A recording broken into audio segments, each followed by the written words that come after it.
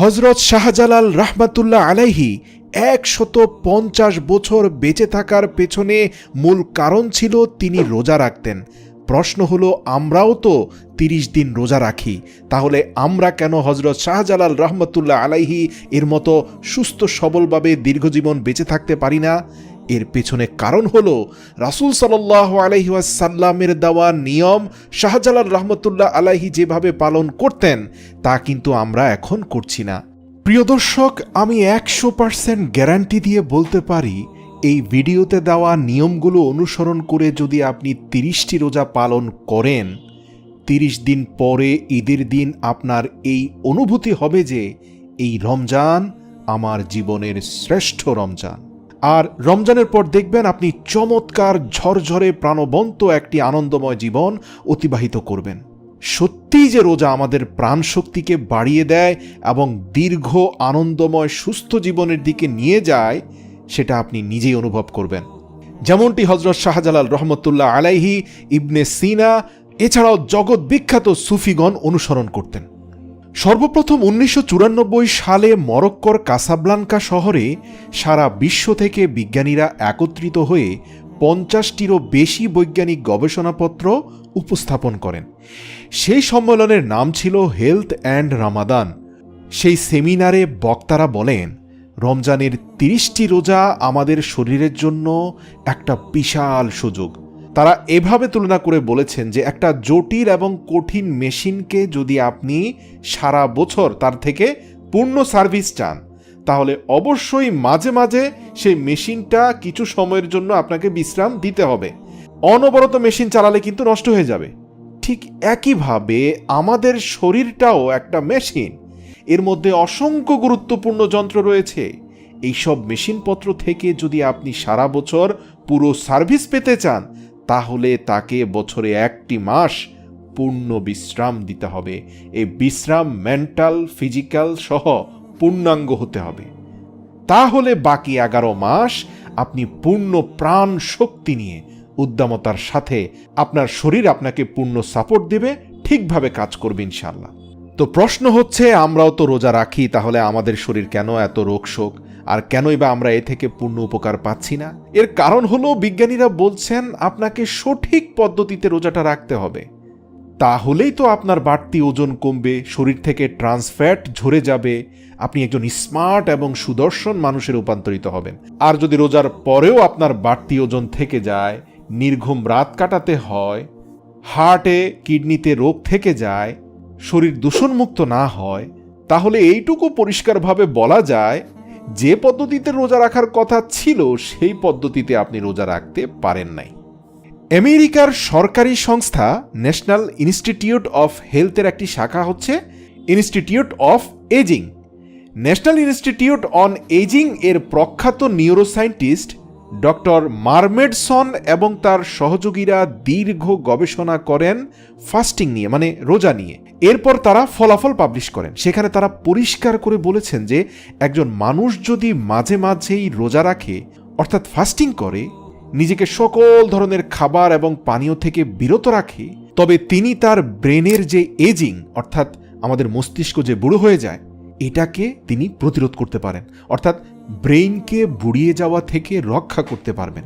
এবং বৃদ্ধ বয়সে যে রোগগুলো হয়, এখন খুব দেখা যাচ্ছে বৃদ্ধ বয়সে এসে আমাদের স্মৃতিভ্রম হয়ে যাচ্ছে, অর্থাৎ অল্প কিছুক্ষণ আগে যা স্মরণ করেছি মুহূর্তে তা ভুলে যাচ্ছি। এই যে বিস্মৃতি, স্মৃতিভ্রম হওয়া, এগুলো অবশ্য আজকাল যুবকদের মধ্যেও দেখা যাচ্ছে। তো সঠিক পদ্ধতির রোজা ১০০% গ্যারান্টি দিয়ে আপনাকে এই আলজেইমার বা স্মৃতিভ্রম রোগের হাত থেকে রক্ষা করতে পারবে। বিজ্ঞানীরা বলছেন আমাদের রক্তের মধ্যে কিন্তু নানান রকম বর্জ্য পদার্থ, টক্সিন এবং ক্ষতিকারক পদার্থ ঘুরে বেড়ায়। তো এই রক্তকে পরিশোধন করার সবচেয়ে বড় অস্ত্র হচ্ছে ফাস্টিং, অর্থাৎ রোজা রাখা। আমাদের ব্লাডকে ডায়ালিসিস করে যতটুকু পরিমাণে পরিশুদ্ধ করা যাবে, তার থেকে 10 গুণ বেশি পরিশুদ্ধ হবে সঠিক প্রক্রিয়া যদি আপনি ফাস্টিং বা রোজা রাখতে পারেন। আমাদের শরীরে 30 ট্রিলিয়ন সেল বা কোষ রয়েছে। এই কোষের ভেতরে প্রতিনিয়ত নানান রকম গুরুত্বপূর্ণ উপাদান তৈরি হচ্ছে। বিপাক ক্রিয়ার ফলে এবং নানান প্রক্রিয়া বিক্রিয়ার ফলে শক্তি তৈরি হচ্ছে, হরমোন তৈরি হচ্ছে, এবং এগুলো তৈরির পাশাপাশি কিছু বর্জ্য পদার্থ বা টক্সিনও তৈরি হচ্ছে। এইসব বর্জ্য পদার্থ টক্সিন দূর করার অন্যতম প্রধান উপায় হচ্ছে রোজা।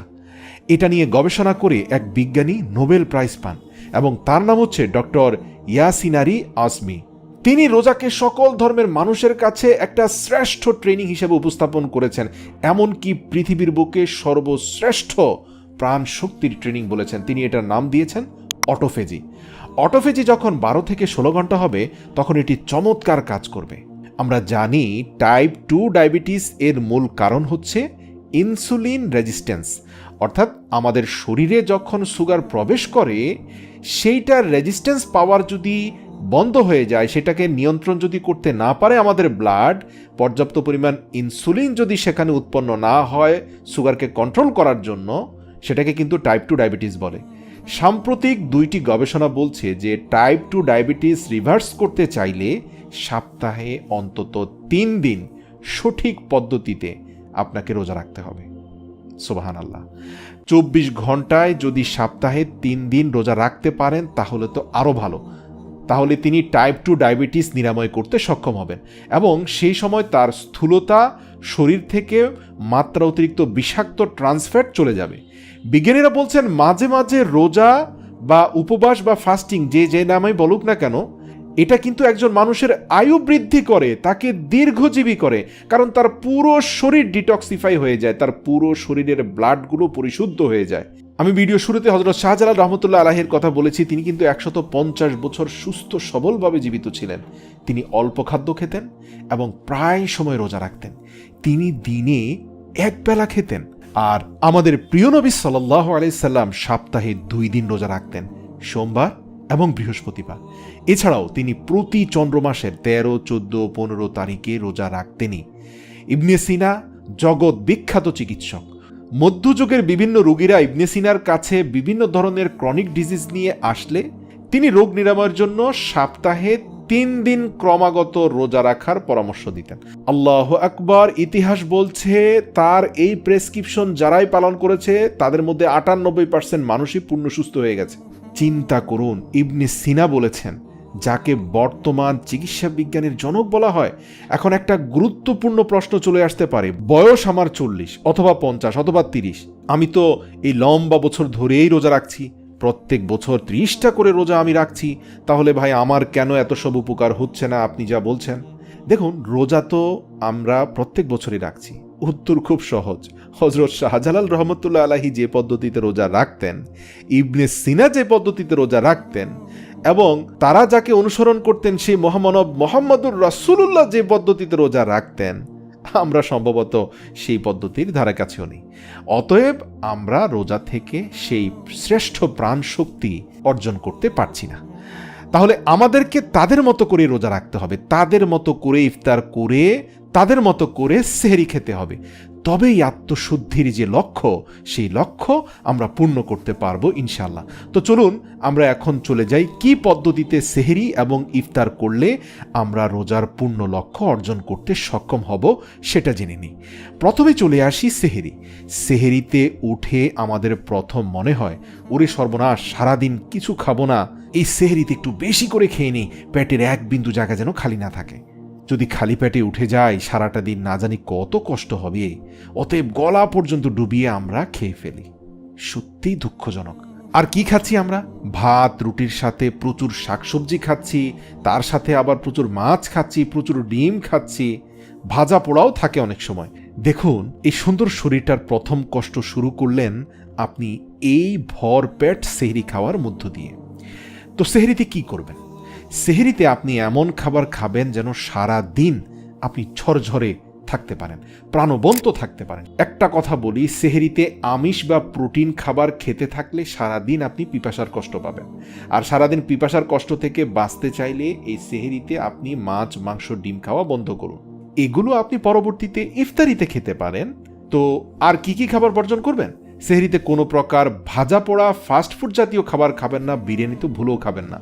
সেহরিতে খাবেন একদম হালকা খাবার, স্টোমাকের জন্য সফট, দেহের জন্য সফট, আপনার জন্য হেলদি। অর্থাৎ এমন খাবার যেটা পাকস্থলীতে যাওয়ার পর আপনার পাকস্থলী বলবে আমি তো তাহাকেই চাইছিলাম। বুঝতে পেরেছেন? কিন্তু সেটা কি খাবার? এক্ষেত্রে রাসূল সাল্লাল্লাহু আলাইহি সাল্লামের সুন্নাই আপনাকে শ্রেষ্ঠ খাবারটার কথা বলে দিচ্ছে, অর্থাৎ হালকা 1 কাপ দুধ, 3টে খেজুর বলা হয়ে থাকে পৃথিবীর শ্রেষ্ঠ সেহরি। আর একেবারে যদি আপনি এটার সাথে অভ্যস্ত না হন, ভাতই খেতে চান, তো ভাতই খান, অল্প একটু খান, 1 কাপ ভাত খান, 1 কাপ সবজি খান, ব্যাস। এরপরে মাছ মাংসটা বাদ দেন সেহরিতে। অথবা এসব বাদ দিয়ে যদি আপনি রাসূলের সুন্নাটাই পালন করতে পারেন তাহলে তো আর কোনো কথাই নেই। আপনি চাইলে 2টো খেজুর, 1টা কলা আর 1 কাপ দুধ খেয়ে নিতে পারেন। তারপর পর্যাপ্ত পানি পান করুন, অথবা 1 মুঠ বা 2 মুঠ চিড়া ভিজিয়ে রাখুন, ওর সাথে টক দই দিয়ে, খেজুর দিয়ে মিশিয়ে আপনি চমৎকারভাবে চিড়া, টক দই, খেজুর খেয়ে ফেলুন, ব্যাস। আপনার ইমিউন সিস্টেম তরতাজা হয়ে যাবে, আপনার পাকস্থলীতে একটি ভাইরাসও বেঁচে থাকতে পারবে না। আর হ্যাঁ, ভাইরাসগুলোর মৃত্যু নিশ্চিত করার জন্য সেহরিতে প্রত্যেক রাতে কাঁচা রসুনের 1টা কোয়া কাঁচা রসুন এবং আধা ইঞ্চি আদা ভালো করে চিবিয়ে মিশিয়ে খেয়ে ফেলবেন। এখন প্রশ্ন হচ্ছে, রসুনের সাথে আদাটা কেন মিশিয়ে খাবেন? কারণ ওই যে কাঁচা রসুনের যে অ্যাসিডিটিটা সেটা আবার নষ্ট করবে আদা, আর এর ফলে কি হবে, সারাদিন পেটের মধ্যে অ্যাসিডিটির সমস্যাটা থাকবে না, কারণ ওই অ্যাসিডিটি নিয়ন্ত্রণ করবে আদা, আর কাঁচা রসুন হচ্ছে আপনার পাকস্থলীর সকল ভাইরাস ধ্বংস করে দেবে। আর অবশ্যই পেটের 3 ভাগের 1 ভাগ খাবেন আর 1 ভাগ পানি দিয়ে পূর্ণ করবেন। সেহরিতে কখনোই ভরপেট খাবেন না। আর হ্যাঁ, আপনার যদি টাইপ 2 ডায়াবেটিস থাকে তাহলে আপনি কি করতে পারেন? একটু আগে যেমনটি বলেছিলাম, রাসূল সাল্লাল্লাহু আলাইহি সাল্লামের সুন্নাহ মোতাবেক আপনি 1 কাপ দুধ খেয়ে নেন, 2টো খেজুর খেয়ে নেন। এমনকি রোজা ছাড়াও আপনি যদি 24 ঘন্টার ফাস্টিং করতে পারেন অথবা প্রতি মাসে 3 দিন করে রোজা রাখতে পারেন, গবেষণা বলছে মাত্র 1 বছরের মধ্যে আপনার টাইপ 2 ডায়াবেটিস চিরতরে বিদায় হবে। সেহরি তো গেল, এবার আসুন ইফতারিতে কি খাবেন। ইফতারের কথা মনে হলে আমাদের মনটা আনন্দে ভরে যায়। কি চমৎকার প্লেট ভর্তি খাবার, মুড়ি, চানাচুর, ভাজা বেগুনি, পেঁয়াজু, চপ, চিকেন, ফ্রাই ফুড, এসব মৃত খাবার ভাই। এগুলো তৈলাক্ত, চর্বিযুক্ত, ট্রান্সফ্যাটযুক্ত, আপনার শরীরের জন্য মারাত্মক ক্ষতিকর। সারাটা দিন পাকস্থলী যা কিছু রিপেয়ার হয়েছে, আপনি এই আবর্জনা ঢুকিয়ে পুরো পাকস্থলীর আবার 12টা বাজিয়ে দিয়েছেন। বুঝতে পারছেন কেন রোজা রেখেও আমরা প্রাণশক্তি পাচ্ছি না? এর কারণ যুগ যুগ থেকে চলে আসা আমাদের কুঅভ্যাস। দেখুন, 12 থেকে 14 ঘন্টা পাকস্থলী খাবার থেকে বিরত থেকেছে। সে নিজেকে একেবারে পুনর্গঠন করেছে, সে নিজেকে তৈরি করেছে যেন সারা বছর আপনাকে সে ভালো সার্ভিস দিতে পারে। তো এই 12 ঘন্টা থেকে 14 ঘন্টা পরেই আপনি তাকে অবৈজ্ঞানিক এবং চর্বিযুক্ত ভাজা পোড়া না দিয়ে, আপনি তাকে মামার দোকানের হালিম না দিয়ে, আপনি তাকে এমন কিছু দেন যাতে আপনার পরিপাকতন্ত্র বিশ্রামটা পায়। এই পরিপাকতন্ত্র রমজানের পূর্বে যেরকম ছিল, সে রমজানের মধ্যেও একই রকম অবস্থায় পড়ে গেল। ফলে সে আপনার জন্য কখনোই ভালো সার্ভিস দিতে পারবে না যদি আপনি কুঅভ্যাস ত্যাগ না করেন। অতএব রমজানে এই যে মামার হালিম, ফাস্ট ফুড এবং ভাজা পোড়া এবং বিরিয়ানি এই জাতীয় খাবার থেকে আপনি বিরত থাকবেন। আর ইফতার উৎসবে মত্ত হবেন না। সবাই মিলে ইফতার করুন, দোয়া করুন, মোনাজাত করুন, সবই করুন, তবে ওই উৎসবের নামে অস্বাস্থ্যকর ইফতারটা খাবেন না। রমজানের মূল উদ্দেশ্য হচ্ছে আত্মশুদ্ধি। আপনি যদি ইফতার পার্টিতে সেই রকম আনলিমিটেড ইফতার খেতে থাকেন, এইটুকু বলে দিতে পারি যে রমজানের মধ্যেই আপনি আগের থেকেও আরও অসুস্থ হয়ে যাবেন। রোজাটা আপনার জন্য একটা ডিজাস্টার হয়ে যাবে। এমনকি আপনার হার্ট অ্যাটাকও হয়ে যেতে পারে, স্ট্রোক হয়ে যেতে পারে, ওজন আপনার আরও বাড়বে, দ্বিগুণ বাড়বে। এইসব তৈলাক্ত চর্বিযুক্ত খাবারে প্রচুর ক্যালোরি থাকে। আর নতুন একটা শুরু হয়েছে সেহরি পার্টি। আগে তো ইফতার পার্টি ছিল, এখন আবার সেহরি পার্টি চালু হয়েছে। তো এটা হচ্ছে রমজানের সাথে একরকম মশকরা। বাড়ির পুরো পরিবার, ছেলে মেয়ে, নাতি নাতনি নিয়ে ভোর রাতে রেস্টুরেন্টে সেহরি পার্টিতে যাওয়া, এটা কোনো কথা হলো? রমজানের মূল মন্ত্র থেকে যেন আমরা দূরে সরে না যাই, সেজন্য দয়া করে সেহরি পার্টি থেকে দূরে থাকুন। তাহলে আমরা ইফতারিতে কি খাবো? Very simple. আপনার 12, 14, 16 ঘন্টা আপনার স্টোমাক রেস্টে আছে, খুব গুরুত্বপূর্ণ। এবং যে খাবারটি আমাদের প্রিয় নবীজি খেয়ে রোজা ভাঙতেন, সেটা হচ্ছে বর্তমান পৃথিবীতে রোজা ভাঙার শ্রেষ্ঠ খাদ্য। আপনারা জেনে অবাক হবেন, শুধু মুসলিমরা না, হিন্দু, বৌদ্ধ, খ্রিস্টানদের মধ্যে যারা ফাস্টিং করে তারাও কিন্তু ফাস্টিং ভাঙার জন্য খেজুর খায়। তারাও রাসূলের সুন্নত পালন করে। কিন্তু আমরা মুসলিমরা পেঁয়াজু আর বেগুনি খাই। যাই হোক, 2 থেকে 3টা খেজুর, 1 গ্লাস পানি খান।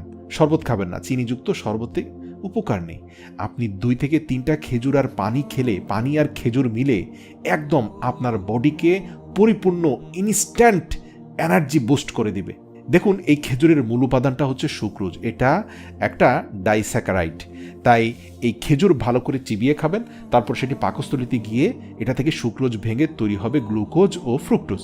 ক্ষুদ্রান্ত্র থেকে এই গ্লুকোজ এবং ফ্রুক্টোজ রক্তে প্রবেশ করবে এবং আপনার ব্লাডের সুগারকে রিপেয়ার করে ফেলবে। মুহূর্তের মধ্যে আপনি চাঙ্গা হয়ে যাবেন। আমি জানি সাইকোলজিক্যালি শরবত খাওয়ার পরে তৃষ্ণা মেটে, এটা হচ্ছে একটা মনস্তাত্ত্বিক বিষয়, কিন্তু আপনি খেজুর আর পানি খাওয়ার মাধ্যমেও কিন্তু তৃষ্ণা মেটাতে পারেন। অথবা চাইলে আপনি খেজুরকে ব্লেন্ড করে পানির সাথে মিশিয়ে খেজুর শরবত বানাতে পারেন, অথবা বিশুদ্ধ আখের গুড় থেকেও শরবত বানাতে পারেন। তবে চিনিটা অবশ্যই অ্যাভয়েড করুন, কারণ এটাতে কেমিক্যাল ছাড়া আসলে প্রাকৃতিক কোনো উপাদান নেই। আর হ্যাঁ, খেজুরের সাথে পর্যাপ্ত পানি পান করলেই যথেষ্ট। তারপর আপনি নামাজে চলে যান, এরপর নামাজ থেকে ফিরে এসে রাতের খাবার খেয়ে ফেলুন। রাতের খাবার কি খাবেন? আমরা সারা বছর দুপুরে যা খাই সেটাই হবে রমজানে আপনার রাতের খাবার।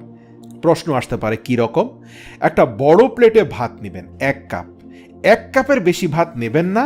তার সাথে আপনি সবজি, ভর্তা, ডাল মিশিয়ে নেন। পর্যাপ্ত পরিমাণে সবজি রাখবেন, 1 টুকরো মুরগির মাংস রাখতে পারেন, 1 টুকরো মাছ রাখতে পারেন। হ্যাঁ, গরু আর খাসির কথা আপনি রমজানে ভুলে যান। এই ট্রান্সফ্যাট আপনার বডিতে ঢুকালে রমজানের মূল উদ্দেশ্যটাই ব্যাহত হবে। আর হ্যাঁ, রাতের খাবারে আপনি কয়েক রকম ফল রাখতে পারেন, আর চাইলে ডিমও খেতে পারেন। তবে হ্যাঁ, একদিনে মাছ, ডিম, মুরগি সব খেয়ে ফেলবেন না। ডিম খেলে অন্যগুলো বাদ দিবেন। আর অবশ্যই ডেজার্ট হিসাবে টক দই এবং বাদাম খেতে পারেন, অথবা টক দই খেজুর খেতে পারেন, অথবা টক দই আর কলা খেতে পারেন। টক দইটা রাখবেন, এটা আসলে রমজানে আপনার ফিটনেসটাকে ভালো রাখবে এবং ডাইজেস্টিভ সিস্টেম অর্থাৎ আপনার হজম প্রক্রিয়াটাকে বেগবান করবে। তো এভাবে আপনি ইফতার করবেন, সেহরি করবেন, 30 দিন পর আপনার বাড়তি ওজন কমে যাবে। আমি গ্যারান্টি দিয়ে বলছি, টাইপ 2 ডায়াবেটিস এই রমজানে বিদায় হবে। আপনি অনেকগুলো ক্রনিক রোগ প্রতিরোধ করতে সক্ষম হবেন এবং আপনি নিরাময় করতে সক্ষম হবেন। আপনার ব্রেনের আয়ু বেড়ে যাবে, আপনার ব্রেনের বয়স কমে যাবে, আপনি অ্যালজাইমার বা ডিমনেশিয়া, পার্কিনসন রোগ প্রতিরোধ করতে পারবেন। আপনি এক নতুন মানুষে রূপান্তরিত হবেন ইনশাআল্লাহ। রমজানের যে মূল লক্ষ্য সেটি আপনি অর্জন করতে সক্ষম হবেন। ইবনে সিনা যে কারণে মাসে 3 দিন রোজা রাখতে বলতেন, সেই লক্ষ্যটি আপনি পূর্ণ করতে সক্ষম হবেন। আর যেহেতু এটি আত্মশুদ্ধির মাস, তাই আত্মশুদ্ধির দিকে মনোযোগ দিবেন। 30 দিন সময় নষ্ট না করে আত্মশুদ্ধির দিকে মনোনিবেশ করবেন। এটা তো শরীরের খাবারের কথা বললাম, এবার আত্মার খাদ্য কি? এই 30 দিনের ভিতরে মহাগ্রন্থ আল কোরআন, যেটা আত্মার সর্বশ্রেষ্ঠ খাদ্য, সেই কোরআন আমরা অর্থ সহকারে পাঠ করব। কেননা এটা মহান সৃষ্টিকর্তা, মহান রব আমাদেরকে পাঠিয়েছেন আমাদের জীবন পরিচালনার জন্য, আমাদের আত্মার খাদ্য হিসাবে। শুধু তেলাওয়াত নয়, বাংলাটা বুঝে বুঝে পড়বেন, তাহলে আপনি সৃষ্টিকর্তার কথা হৃদয়ে আত্মস্থ করতে পারবেন। তাহলে আপনি আপনার দায় দায়িত্ব বুঝবেন, আল্লাহ আপনাকে কি দায়িত্ব দিয়ে পাঠিয়েছেন, এবং এতে আল্লাহও খুশি হবেন। আপনি নিজে অনুভব করবেন যে গত রমজান থেকে এই রমজান অনেক ভালোভাবে আপনি পার করছেন। এই রমজানে আপনি দ্রুত জাকাত দিয়ে ফেলুন, কেননা রমজানে জাকাত দিলে 70 গুণ সওয়াব পাওয়া যায়। যদি আপনার বয়স 18 থেকে 60 বছরের মধ্যে হয়, তাহলে আপনি 1 ব্যাগ রক্ত দিয়ে ফেলুন। রোজা রাখা অবস্থায় আপনি রক্ত দিতে পারেন এবং ইফতারের পরেও আপনি রক্ত দিতে পারেন। 1 ব্যাগ রক্ত দিলে আপনি 70 ব্যাগ রক্তদানের সওয়াব পাবেন। আর রমজানের অন্যতম বড় ইবাদত হচ্ছে লাইলাতুল কদর বা শবে কদরের রাত, কেননা শবে কদরের রাতে কোরআন নাজিল হয়েছিল। তাই যদি সুযোগ থাকে শবে কদরের রাতে ইবাদতে মশগুল থাকুন। আর সৃষ্টির সেবায় এই রমজানে আপনি দান করুন। রাসূল সাল্লাল্লাহু আলাইহি সাল্লাম রমজানে বেশি বেশি দান করতেন। তাই আমরাও যেন অন্য মাসের তুলনায় রমজানে বেশি বেশি সাদাকা করি, সেই বিষয়ে আমরা খেয়াল রাখবো। আর হ্যাঁ, খাদ্য আর অন্তরের রোজা তো রাখবেন, এবার ডিজিটাল রোজাটাও একটু রাখবেন। ডিজিটাল রোজা কি জিনিস বুঝতে পেরেছেন? মানে ওই 30 দিন ভুলেও মোবাইল ফোনের স্ক্রিনের দিকে তাকাবেন না। এইটা টেপাটেপি করে আপনার মস্তিষ্কর যেই ফরম্যাটিং, সেই ফরম্যাটিংটাকে নষ্ট করবেন না। কথায় কথায় মুহূর্তে শুধু ফোন ধরা, স্ক্রল ডাউন করা, এসব বন্ধ রাখুন। এই 30 দিন আপনি ইবাদত, বন্দেগী এবং কোরআনের সাথে থাকুন। ইনশাআল্লাহ আমি গ্যারান্টি দিচ্ছি, 30 দিন পরে ঈদের দিন আপনারা নিজেরাই বলবেন, আপনার নিজের ভেতরেই অনুভূতি হবে যে এই রমজান আমার জীবনের শ্রেষ্ঠ রমজান। আপনি নিজে অনুভব করবেন আপনি এক নতুন ঝরঝরে প্রাণবন্ত মানুষ হিসাবে এই পৃথিবীতে নিজেকে আবিষ্কার করবেন ইনশাআল্লাহ। ধীরে ধীরে সুস্থ কর্মময় জীবনের দিকে আপনি এগিয়ে যেতে পারবেন। আল্লাহ রাব্বুল আলামিন এই মাহে রমজানের পরিপূর্ণ হক আদায় করার তৌফিক আমাদের প্রত্যেকটি ভাই বোনকে দান করুক, আমিন।